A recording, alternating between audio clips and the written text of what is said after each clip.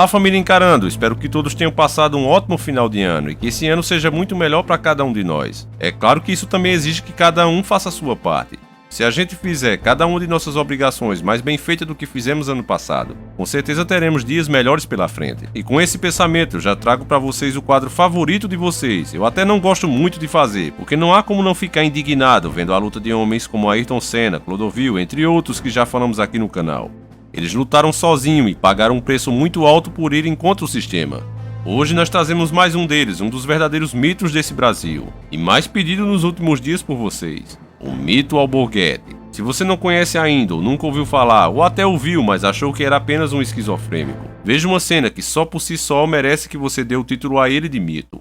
Eu vou ficar quieto? Vou ficar quieto? Bandido bom é bandido morto. E quem defende bandido está contra a família brasileira do meu país. Mas os direitos humanos, mas existem leis, né? Luciana, vá pro inferno, você já fala aí.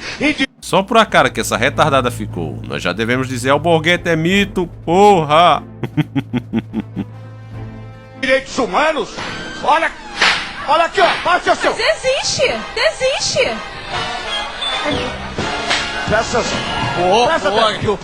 Presta atenção. Quebrou tudo. Quando mata um bandido, Cadê o pedaço? se fala em direitos humanos. O cara é louco. Que lindo! Morreu um bandido. Teve um bandido no Brasil que chegaram até colocar a bandeira do Brasil. Ouviram do Ipiranga? Ah, pelo amor de Deus! Gente! O cara tem que ter muito cunhão para chegar em um programa da mídia manipuladora e falar na cara o que pensa. Ele ignorou as possíveis represálias e fechou a porta para possíveis convites futuros, deixando sem dúvida nenhuma o bolso muito mais vazio. Ficar rico desse jeito, cara, até eu ficaria. Eu tô numa merda desgraçada, velho. Tô numa merda. Saí pobre. 5 anos como deputado, 38 anos no rádio da televisão. Tinha meus mordesquinhas e tal, mas não dava pra ficar rico, cara. Mas esse era um homem que colocava seus princípios acima de tudo. E foi um dos primeiros, ou talvez o primeiro, a perceber o valor do juiz Sérgio Moro. Ele falou aos 4 cantos do mundo. Essa e mais informações nós veremos agora nesse vídeo especial para já começarmos 2017 metendo a faca no zoiudo. Sem mais delongas, pegue sua banana cozida com uma manteiga por cima.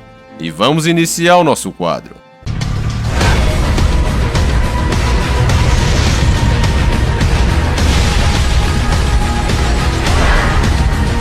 Luiz Carlos Alborguete, nascido em Andradina, extremo oeste do estado de São Paulo. Alborguete deixou a casa dos pais para estudar no Rio de Janeiro aos 16 anos. Segundo o assessor dele, o apresentador se orgulhava em dizer que vendia coxinha e refrigerante na praia nessa época. Aquele tipo de cara que nasce sem chance, mas ele não espera que a chance caia do céu, ele mesmo vai atrás. Anos depois ele iniciou sua carreira no rádio em 1976, em Andradina, sua cidade, fazendo rádio, novela e comerciais. Depois seguiu para Londrina, no Paraná. Lá ele trabalhou numa rádio com um programa policial com o nome de Cadeia. Neste programa ele relatava os crimes ocorridos na cidade. 3 anos mais tarde, Alborguete entrou em um programa de televisão, também chamado Cadeia, inicialmente para a cidade de Londrina. Devido ao seu sucesso, ele foi ampliado para todo o estado do Paraná em 1982. Neste mesmo ano, Alborguete foi eleito vereador pela cidade. 4 anos depois, deputado estadual, e pela primeira vez em 1986, Alborguete estava afiliado ao PMDB. Ele foi reeleito em 1990 pelo PRN. Em 1992, Alborguete conseguia alcançar a mídia nacional. Ele levou seu programa para todo o Brasil através da Rede Homem de televisão, hoje Central Nacional de Televisão, CNT. O programa também se chamava Cadeia e foi nesse programa que eu o vi pela primeira vez. A CNT começa a mostrar sua nova cara. Olá, pra você que não me conhece, eu sou o Alborguete. O homem vem com tudo e mete bronca. No meu programa, cuidado, aqui vai ter bala na agulha. Atrevido, polêmico, contundente. Alborguete bota a boca no mundo. Chega bem na minha cara. A verdade em primeiro lugar. Cuidado. Programa. Várias características marcaram a atuação de Alborguete na televisão. Entre eles estava o discurso ácido, uma toalha pendurada sobre os ombros, um óculos de leitura, uma caneta entre os dedos da mão direita e um porrete de madeira. Esse ele usava para descontar sua raiva, batendo em qualquer objeto que ele visse pela frente. Geralmente a sua própria mesa era quem sofria com a sua fúria. Um dos caras que cresceu imitando ele na cara dura foi o apresentador Carlos Roberto Massa, o Ratinho. Ele trabalhava como repórter policial para ele 12 anos antes de ter sido lançado em seu programa. Coloca a matéria no ar. Nós estamos aqui então com o Henrique Cristo. A sua frase principal era: esse governador de São Paulo é um bundão. Na época, o dito cujo era Luiz Antônio Fleury Filho. E o pior é que eu sou obrigado a dizer que o bicho tem a maior cara de cuzão mesmo. Devido às afrontas que ele fazia diretamente ao sistema, ele teve que ser temporariamente afastado do programa Cadeia Nacional. Essa foi a grande oportunidade de o Ratinho apresentar o programa. A partir daí começou-se a abrir as portas da mídia para ele. Alborguete nunca mediu palavras para falar dos criminosos. Ao denunciar o tráfico do Rio de Janeiro nos anos 1990, ele chamou a facção criminosa Comando Vermelha, perigosíssima na época, de bando de bichas. Também ao comentar sobre o PCC, ele chamou seu líder, Marcos Camacho, conhecido como Marcola, de bundeiro e dador de bunda. Outro fato marcante ocorreu em 1997. Através do Ministério Público, ele impediu que a banda Planet Rap se apresentasse no Paraná. O motivo era as letras do grupo que consistiam basicamente no apoio à descriminalização do uso da maconha. No caso Alborguete, ele sempre foi contra a mídia Illuminati. Ele estava indo contra todo o sistema que os senhores do mundo queriam implantar, a famosa agenda global. Alborguete não era só o cara que falava e não tentava fazer nada. Ele ia em cima, como um verdadeiro guerreiro. Ao invés de falar como muito poucos ainda fazem, ele ia mais além. Ele usava a sua posição como deputado para tentar impedir que esses caras continuassem a depravar com o mundo. Era realmente um sujeito admirável. 2 anos mais tarde, Alborguete deixou provisoriamente o comando de seu programa. Ele foi concorrer ao deputado estadual, desta vez pelo PTB. Ele foi eleito pela 3ª vez e, ao retornar para o programa, mudou de emissora e passou a concorrer com o antigo programa. A transmissão era voltada apenas para o estado do Paraná, pela então TV Independência, atual RIC TV Record. Em 1998, ele deixa o programa para tentar uma 3ª reeleição, agora filiado ao PFL. Novamente ele foi bem sucedido. Pouco tempo depois, ao retornar ao comando de seu programa, também vinculado na CNT em 2002.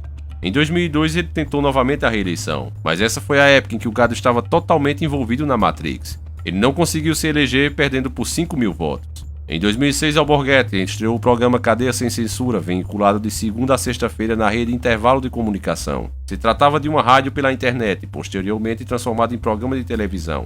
Foi baseado em Curitiba, ficou 6 meses no ar, até agosto do mesmo ano. Por falta de patrocinadores, o programa saiu do ar, fazendo com que Alborguete migrasse para a Rádio Colombo, também de Curitiba. Nessa mesma época, sua relação com a internet e as redes sociais se intensificaram. Nas mídias digitais ele era referenciado como Mestre Dalborga, ou mais recentemente Charles Down. Agora que eu já narrei basicamente a Wikipédia para você, nós já estamos sabendo das informações técnicas do cara. Agora vamos destrinchar o porquê dele merecer o título de mito, embora que eu saiba que muitos já dão o título só por essas informações. Alborguete era o tipo de cara que falava mesmo sabendo que isso iria fechar todas as portas de oportunidade para ele. É o tipo de pessoa que, se não disser o que pensa, ele fica como um vulcão pegando cada vez mais pressão, até explodir. Assim era o nosso saudoso Alborguete. Além de verdadeiro, ele ainda era um visionário. A mídia não te fala isso, mas Alborguete já tinha percebido que no Brasil ainda existem pessoas sérias, e seria fácil mudar essa porcaria se as pessoas começassem a perceber isso. Veja aqui quando ele fala do juiz Sérgio Moro. Bertoldo é um advogado que está preso aqui no estado do Paraná, na Justiça Federal, acusado de grampear o telefone do meu querido Dr. Sérgio Moro, que é uma reserva moral do Poder Judiciário Federal. Esse homem deveria ser presidente da República, que pelo menos assim ele já tinha metido meio mundo na cadeia. Eu gostaria que o Alckmin ganhasse as eleições e levasse o Dr. Sérgio Moro. Eu tenho um tesão de conhecer esse juiz. Hora que eu inaugurar o mês de abril, eu vou chegar no gabinete dele e vou dar meu cartão. Luiz Carlos Alborguete, repórter, DRT 374. E eu vou lá, senhor Ricardo, eu quero entrevistar esse homem. E eu quero colocá-lo aqui. Eu quero que o Alckmin ganhe as eleições para que o doutor Sérgio Moro,